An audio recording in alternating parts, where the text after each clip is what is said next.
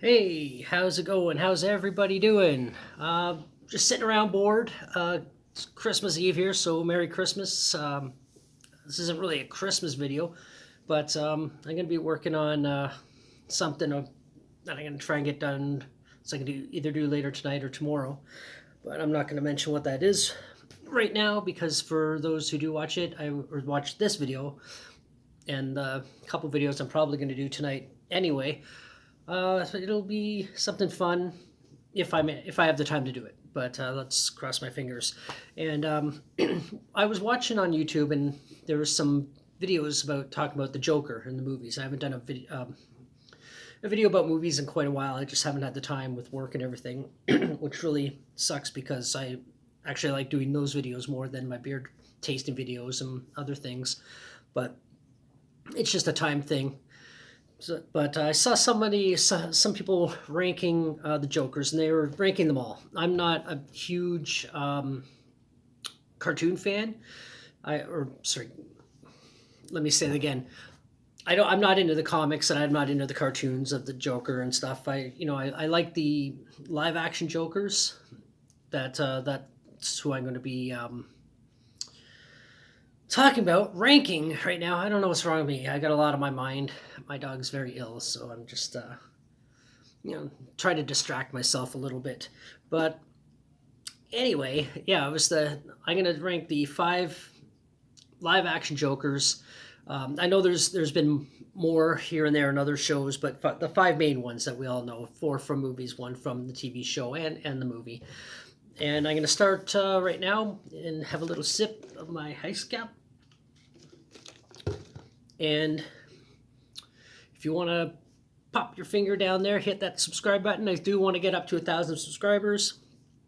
It's a slow journey, but also my videos, are very basic. And so with that being said, I'm going to start this off with number 5, which is Jared Leto or Leto. I never know how to say his name, but I put his at number 5. It's not that he's bad at the Joker or that it's a bad Joker. I know some Joker purists seem to think he wasn't that good, and he always seems to rank lower.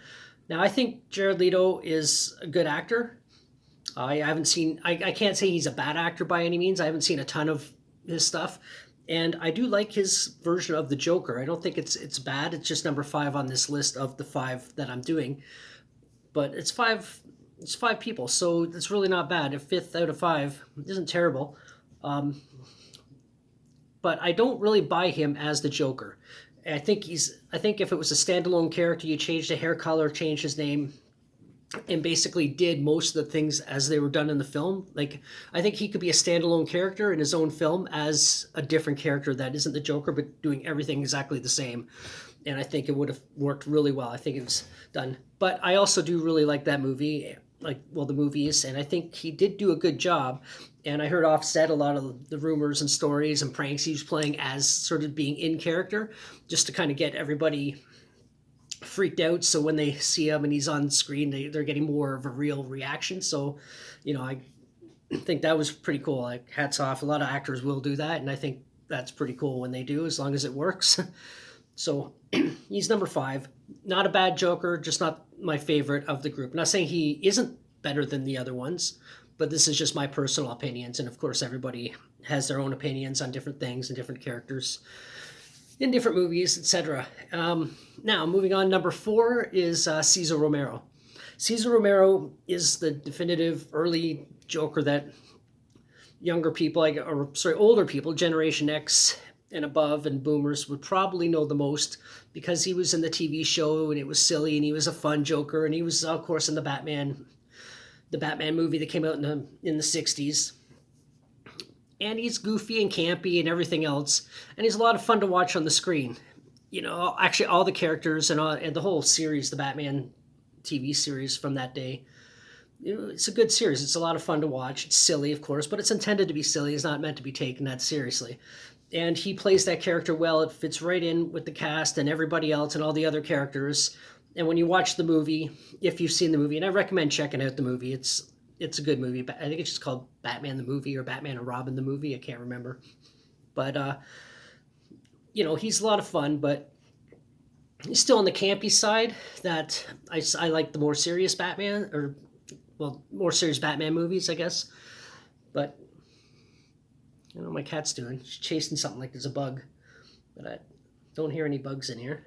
But anyway, there's all kinds of spooky shit happening in this apartment all the time anyway. So anyway, moving on. Moving on, I'm going to say this was a toss-up between two, but I have to say the Jack Nicholson Joker is number 3 for me. Jack Nicholson is an amazing actor. I haven't really seen anything that he's played that he might have been in movies that weren't great, but he's played the character well. Like, he's just a good actor. He's legendary. He's in my favorite movie of all time, being The Shining. He's done horror movies. He's done comedies. He can do it all, and he's legendary. When he walks into a room, especially when he was younger, cameras were on him, click, click, click, and he just reveled in it. He was just, here I am, boys. Take it in. He was not, he is not a vain, or he's not a shy person, and he knows he's famous. And back in the day, hanging out with Ned Beatty or not Ned Beatty, fuck, I'm getting my names all mixed up, say Warren Beatty, and I don't know how much, between the two of them, to be polite, I don't know how many women haven't been with them. I was going to say something a little bit more rude and blunt, but I'll just keep it more friendly. But yeah, he was quite the, I'll just say the womanizer, But anyway, I like his Joker. It's still a bit of the campy side, of course, with it's Tim Burton, so it's going to be campy and it's going to be fun, but it's also going to have a darkness to it that Tim Burton is obviously well known for. And his Joker does work. He's really well done. He plays it. And I would say he's probably, out of all the Jokers, he's probably the most evil, because he actually was trying to kill everybody, and he did kill some people. And so he's in that sense, he's probably the darkest of the Jokers. But not my number one favorite, but number 3. So right in the middle. After that is Joaquin Phoenix. Definitely a whole different direction for the Joker, a whole new backstory, creation story, however you want to call it. I thought he was amazing at it. I mean, Joaquin Phoenix, again, another phenomenal actor. Really unfortunate that we lost his brother much too soon. But that's old news now. Still, it doesn't make it any less unfortunate or any less sad, but it's old news. Everyone knows that. But I think he did a really good job. Just he lost a ton of weight to do the film. Just his personality, the victimized side of him, like and just kind of snapping. It just kind of works, and he perfected that laugh that he had, that condition that makes him like just laugh uncontrollably. You've seen the movie, I'm sure, so you know what I'm talking about.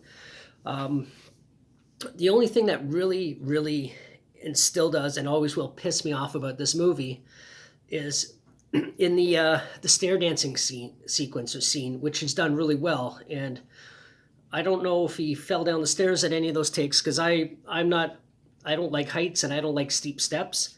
I like I like being on the flat ground, but if I have to go up and down stairs, I either want to be on my bike, because I feel safer, as odd as that seems, or I don't want to be dancing down them, that's for sure.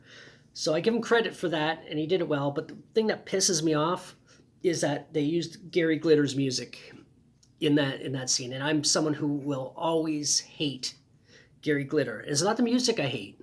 I don't have a problem with the music itself, but I would never want it in a soundtrack, or I would never, if I had a business and playing music, I wouldn't want it being played over the speakers. And the reason is Gary Glitter is a pedophile who's been charged multiple times.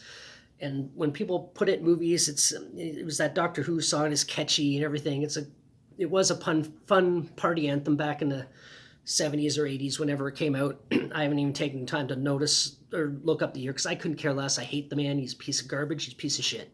So hands down. But and it's just that bothered me. It's like, I'm pretty sure he's not getting any of the royalties for it, but still, it's just it might make people go out and buy his albums and shit. I don't want that. The guy should be wiped. I'm not one of these woke people. Don't get me wrong. There's difference between someone who made a racist statement 50 years ago versus somebody who fucks children. Okay, sorry, this went into a dark direction, and I apologize for that. It's just it drives me up the wall when people put his music in a soundtrack. But anyway, that's all I'm going to say about that. And I said too much as it is, but sorry about that. But it just, yeah. But again, I think he played the character well. How much the interaction with his mom, I always want to call it the Jay Leno scene, but the Robert De Niro character he reminds. I know he's based on someone else, but I think there's some Jay Leno influence in there because that's exactly who he reminded me of. And Robert De Niro did that character well, and just everything that happens in that, especially when he finally snaps and just goes off, I think he was amazing at it. And number one, I think this ranks number one for most people, is Heath Ledger.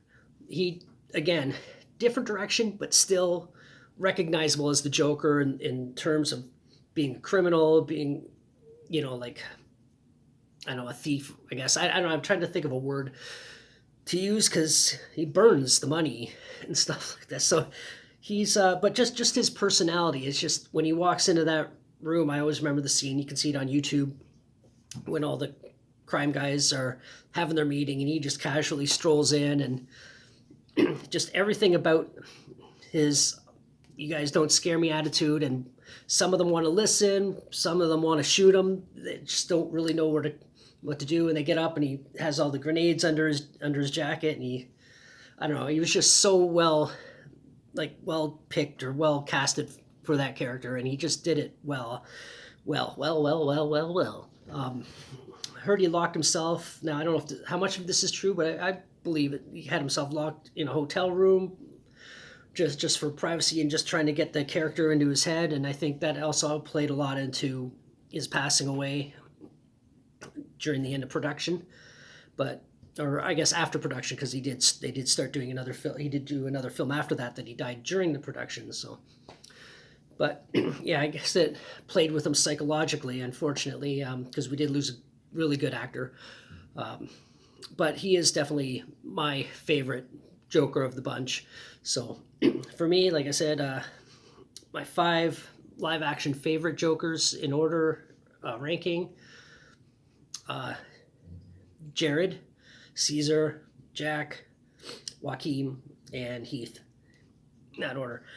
They are all good characters. They're all good movies, fun to watch. And if you haven't seen some of these movies or any of them, then I don't know why you'd be watching this video. But thank you. And for those who did watch, thank you for the view. Please subscribe if you haven't. And have a Merry Christmas, Happy Holidays, Good New Year. Whatever you celebrate, whatever you should do, just do it safe, have fun doing it, and see you in the next one. Or I keep saying that. That is not my line. Stop saying that.